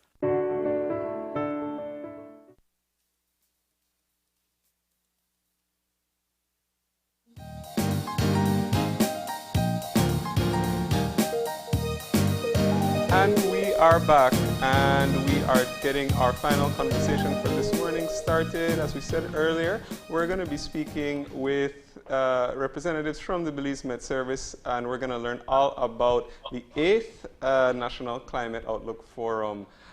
So this morning we have joining us Ronald Gordon, who is the Chief Meteorologist with the Belize Met Service, and also Shayna Young, who is the Senior Climatologist. Good morning. Good morning. Good morning. It's lovely to see you all. We only get to hear you over the phone. It's good to be here. All right. Yeah. Yeah, great. So, yeah, we were talking a little bit in the break how we should make that a regular thing. But let's jump right into our topic of conversation for this morning. The NCOF. So why don't we start for the benefit of some of our viewers who may not be familiar with it, even though it is the 8th annual. Why don't we talk about what the National Climate Outlook Forum is all about? Sure. Yeah, go ahead, Ronald.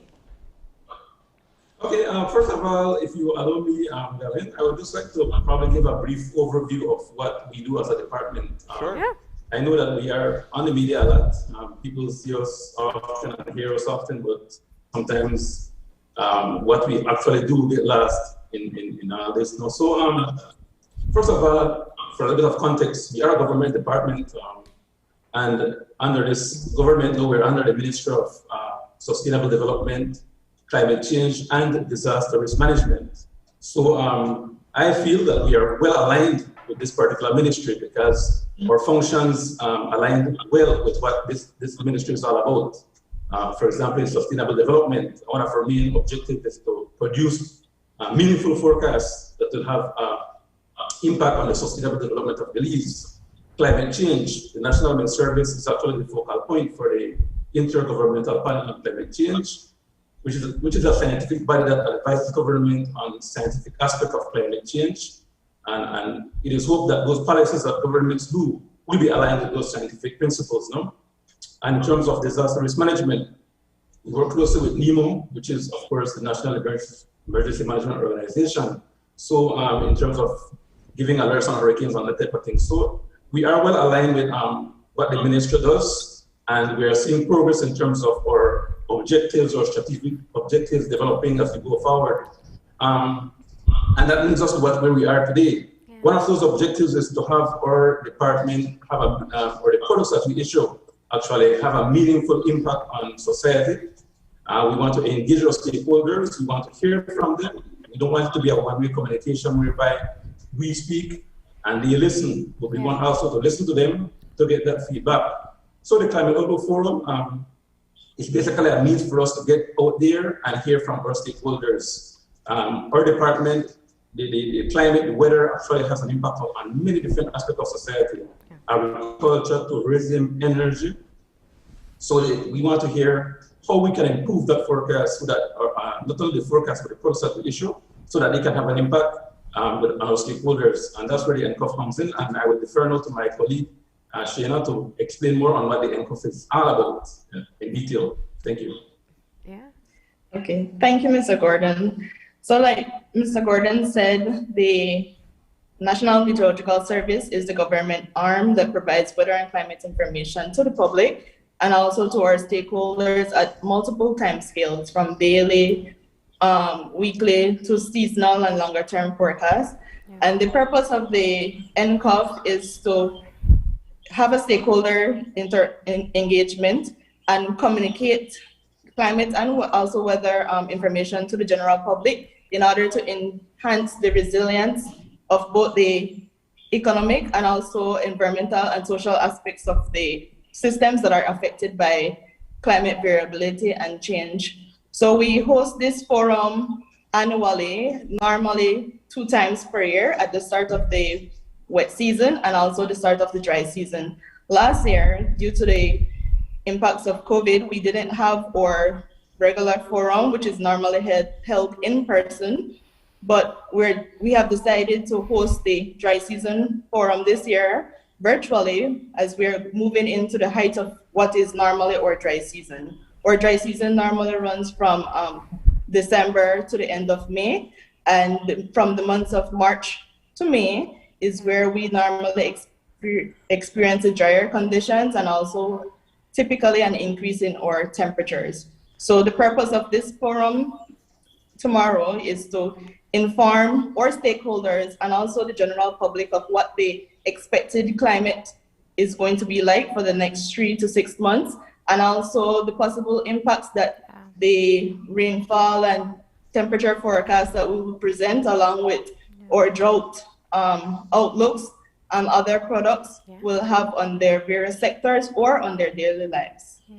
It's fascinating when we think. I mean, I look forward to our conversations every day with the Met Service, because I know where people just think of temperature or rain, there's so much more insight that you have to offer. And we have seen over the years where climate change has taken its effect, and what we knew to be the norm in Belize is no longer the norm.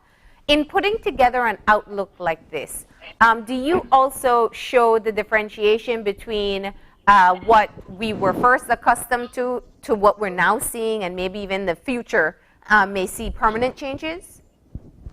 Okay, so typically we do a review of the previous season. For tomorrow's forum, we'll be reviewing the past hurricane season, the impacts it had on the country as a whole, but also on particular sectors such as agriculture and other areas due to the flooding that was experienced. And we also focused on looking at what was the weaknesses probably in or alerting the public about the impending threat of the hurricanes or any disasters for that matter, and what we can do to improve our forecast and also our early warnings for the next time we are faced with any disaster, whether it's a hurricane, a drought, heat waves, that is likely possible during the upcoming dry season, and other climatic factors that may affect production or the health or just the general public's well-being going forward into the next 3 months and also on longer time scales. So we do, like you said, do a review, like for instance, last year, the early parts of last year when we had the heat wave, how that affected stakeholders and also the general public, and advise them on whether or not a similar event like that is likely for this dry season, or if it's not, what are some of the hazards or threats that they might likely face, both in the short term and also in the long term with the changing climate and the different challenges that we will face due to climate change.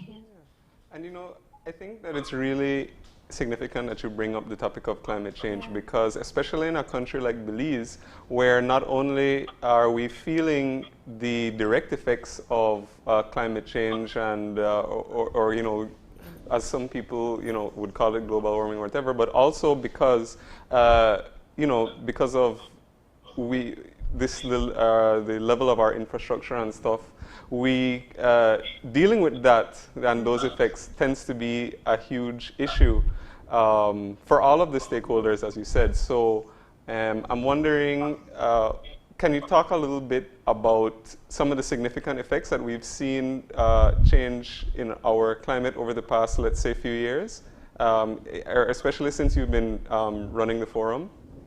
Okay, so like Mr. Gordon alluded to earlier, we are the national representative for the Intergovernmental Panel for Climate Change, which, like he said, is the scientific arm of our international organization, World Meteorological Organization, that provides or guides guidance and provides research and scientific evidence to inform policymaking for forums such other intergovernmental panels such as the UNFCCC. So In those forums, we assess literature, past research, and also look at observed changes, like you mentioned, in the climate, both in terms of temperature, sea level rise, and for Belize, even though on the long term or in the daily, when you hear about climate change, persons often think that climate change is something that is long term. But in actuality, in Belize, we are already being faced with sea level rise. And the last, one of the special reports that was produced in last year by the IPCC also actually showed that Belize has already started to experience impacts of sea level rise. So we don't necessarily have to wait until 2050 or 2021 to actually see the effects. We have already begun experiencing it, and data has already shown that the entire coastline of Belize are undergoing sea level rise at the moment. Hence the reason why sometimes you might see that you have erosion in certain parts of the country, especially down south near the Monkey River area. All of those have been attributed so far to sea level rise. And the IPCC, as well as WMO, which is the World Meteorological Organization, have sensors around the globe that they use to monitor and also observe those changes. So we are part of several other commissions, such as the International Oceanographic Commission, which is IOC, and we have a tide gauge, actually two tide gauge that are aligned along our coast that they use to monitor the water levels along the coast of Belize to inform those scientific research, which would in turn inform policy. So it's very important that as a country and also as a region, we work with other stakeholders because, as you may know, climate change is a cross-cutting issue. Yeah. It not just only affects sectors that are intimately involved in climate, but it also affects the productive sector of the country and other areas. So like Mr. Gordon said, it is that good opportunity that we have right now to be a part of the Ministry of Sustainable Development, Climate Change, and Disaster Risk Management, because it gives us as a department and also as a country a better opportunity to interact with our partners in government, also partners in private sector and the general public to find a reasonable solution to climate variability and also in the long term climate change, because those can have significant, and as we've seen already, just recently last year, significant impacts on our economy, because one disaster can basically erode the economic development of a country in a matter of a few days. So it's an opportunity for us to work together in coming up with policies and also basically sustainable practices, whether it's for agriculture or other water management, to address the issue that we are already facing when it comes to climate change, and also the issues that we will face in the long term as the intensity of storms, more frequency in heat waves and droughts are expected. And like Gavin said earlier, we have already begun experiencing some of those changes. So if we don't really plan ahead, which is another purpose of the National Climate Outlook Forum, for stakeholders to know what to anticipate and for them to plan strategically to mitigate against whatever impacts or threats they might be facing as a result of the climate or weather in the coming months and also in the long term. It's fascinating. I mean, as you lay it out like that, I can see how much the office contributes towards the specific sectors of the ministry that you now fall under. But I have to ask the question, I mean, how big is this staff that's monitoring all this information that comes out and also providing, whether it's outlooks or forecasts, to the wider public and the individual sectors? Yes, Ronald? Yes, I'm glad to answer that question. I want to say that definitely we are not a large staff. We are comprised of only 27 persons at the moment, and technical staff is about 20 or so. So we are not a large staff, but I believe that we are trying to make a big difference. But one of the strategic objectives or plans that we have going forward with the ministry that we are under is to build capacity within our department. And that capacity, of course, is also part of increasing our staff and increase the level of training that we have as we go forward. No? So we believe that we can make a difference to the amount we have, but we will go forward and develop further. And if I may backtrack a bit to the previous question in terms of the impacts that we're already feeling, I want to bring it home to the public by stating that what we had in just the last 2 years, we went from a drought in 2019 to a massive amount of rainfall and flooding in 2020.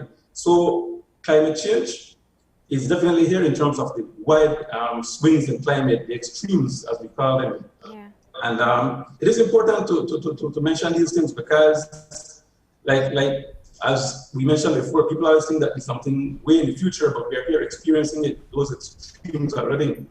And an important point to mention, and I think it's there in the international community where they are talking about building back stronger after the pandemic. Yeah. I want to also add something to that, building back stronger, but building back in a climate smart way.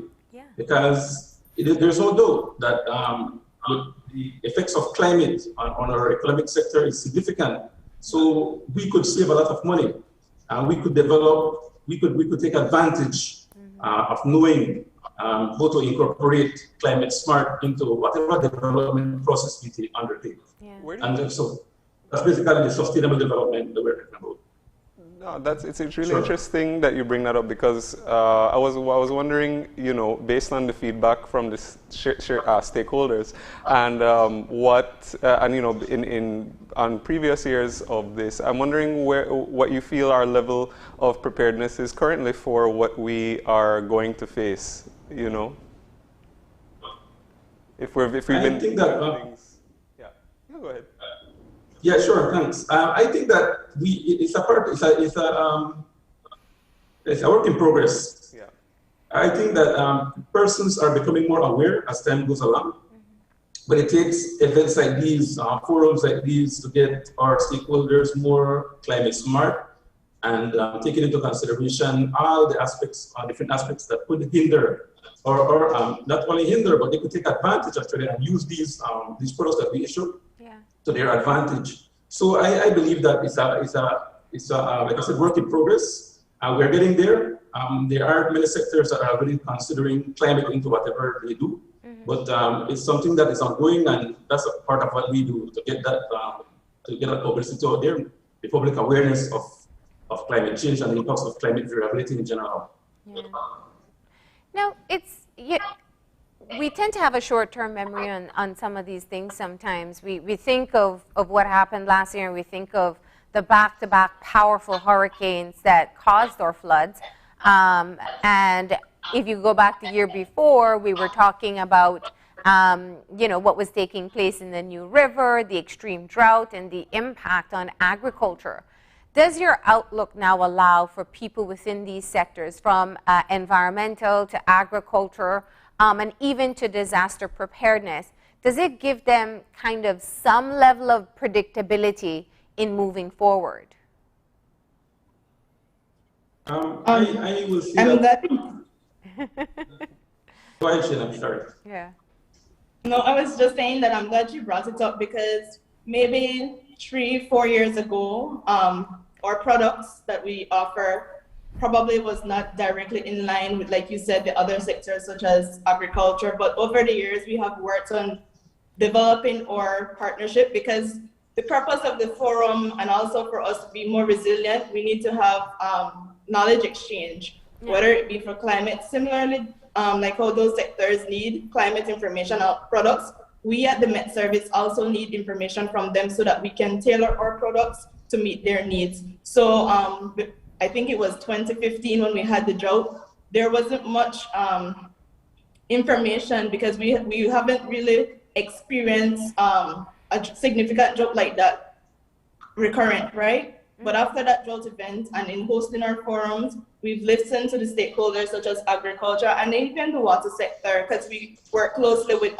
BWS, and they regularly dialogue with us, not just on these forums, but on a regular basis, because we update our products monthly because things can change. That is an important aspect of understanding how the climate products that we provide to the public can change over time. So it's important to constantly monitor. But since then, like even though we can't stop the drought that we experienced in 2019, the Ministry of Agriculture knew beforehand that that drought was impending, and so they were able to prepare. They were able to advise, for instance, farmers to sell their cattle earlier or to stock up on feed and other stuff before, because they wouldn't be able to rely on the regular practice, which is having them out in the open field grazing, because there would have been a drought. So they were able to advise their farmers through their extension officers and other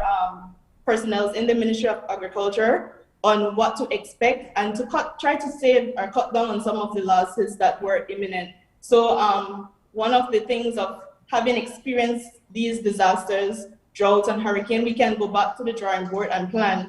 We can look at what worked, what didn't work, and how we can improve on those plans, whether it's providing climate forecasts or even just reaching out to the farmers, getting the information that both us at the Met Service provides and also the Ministry of Agriculture down to the farm level. Because a lot of the products and information is available, for instance, on our website, but sometimes we find that that information is not channeled down to the farm level. It's not getting to the farmers or to the users that need those information on a regular basis, and that is what we have been trying to do in building our partnership with the Ministry of Agriculture to communicate the information, not just getting it to them, but getting it to them in a way that they can understand, in a way that they can use and incorporate the information that we have currently available. Like Mr. Gordon said, it's a work in process, but we do have stuff that can have significant impacts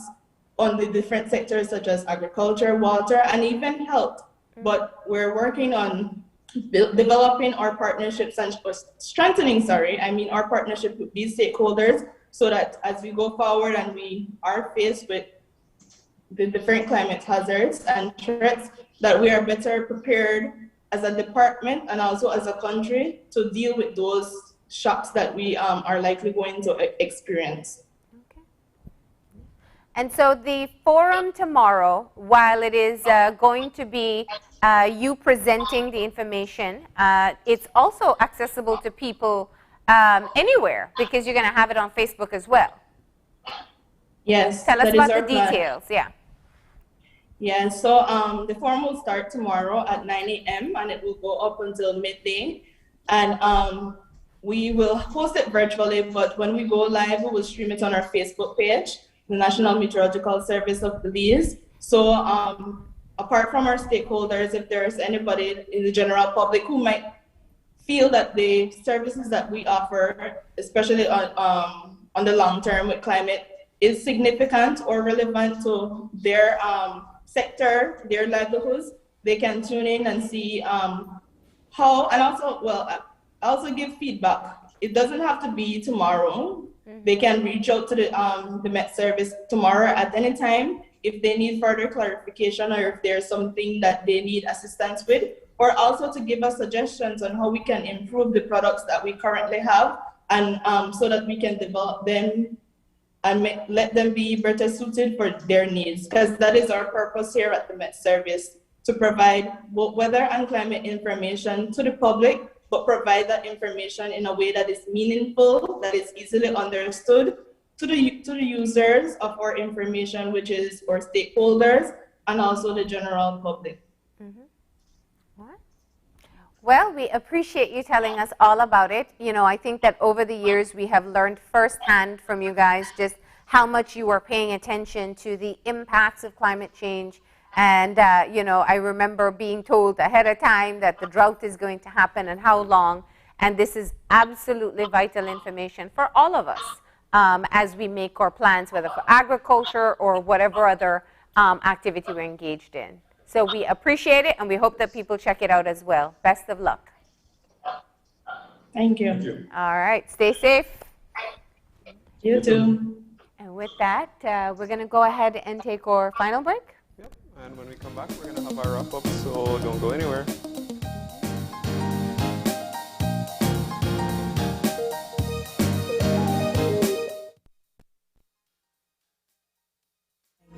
the one thing that is certain is that the Belize Bank Limited is here for you. There is nothing more important than your health and safety, and we continue to make every effort to make banking safer for you. Our staff is working around the clock to make sure you can do your banking conveniently 24/7 using our mobile banking app and online banking and keeping ATMs up and running. We value your relationship with us and are here to provide the support you need. First responders are also out there 24/7. Thank you, healthcare workers, security forces, firefighters, caregivers. You are all appreciated. Stay safe. We will get through this together. The Belize Bank, our country, your bank. Es un hecho que puedes obtener servicios ilimitados con Smart. ¿Cansado de que se corte la línea cuando más necesitas estar conectado? Es un hecho que cuando te suscribes al plan de Smart Plus, obtienes llamadas, textos y datos ilimitados. Y también es un hecho que te puedes suscribir con un grupo de 5 miembros al plan Smart Share y hasta 40 miembros al plan Smart Enterprise para llamadas, textos y datos ilimitados. Smart tiene los verdaderos planes ilimitados. Es un hecho. Sé Smart y vive de forma Smart.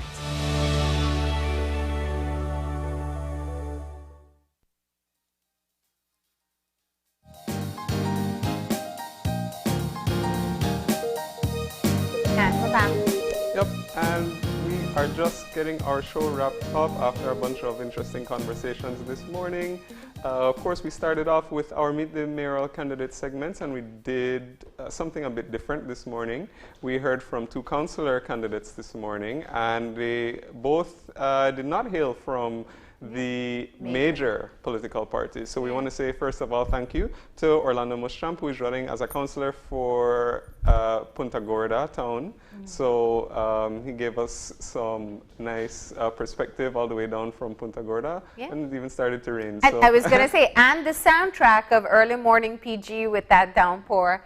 And we also want to say thank you to Patrick Williams, 20 years old, running for BPP as a councillor candidate.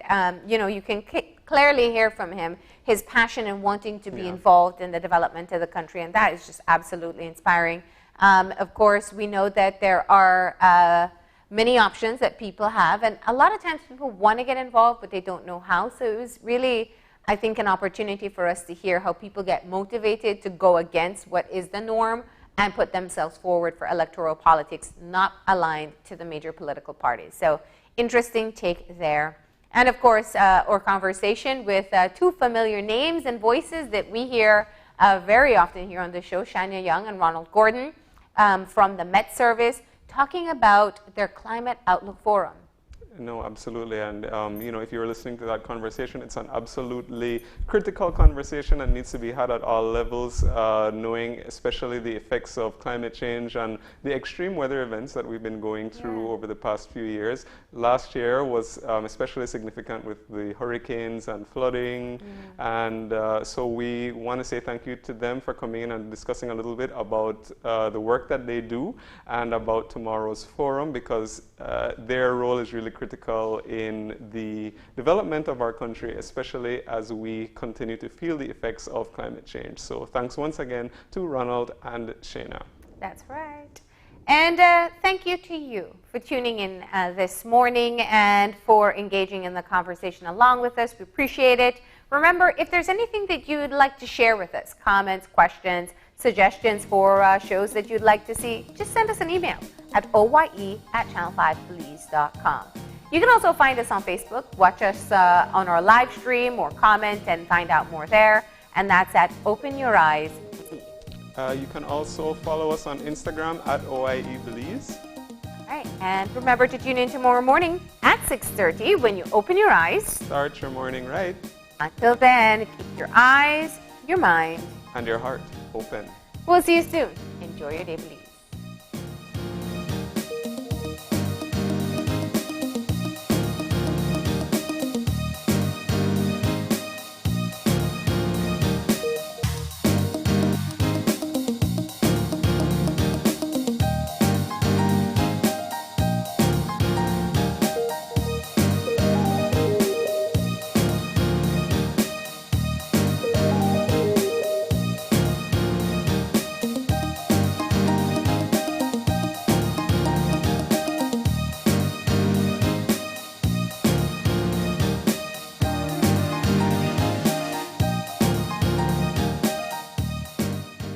Open Your Eyes was brought to you by the Belize Bank. Our country, your bank.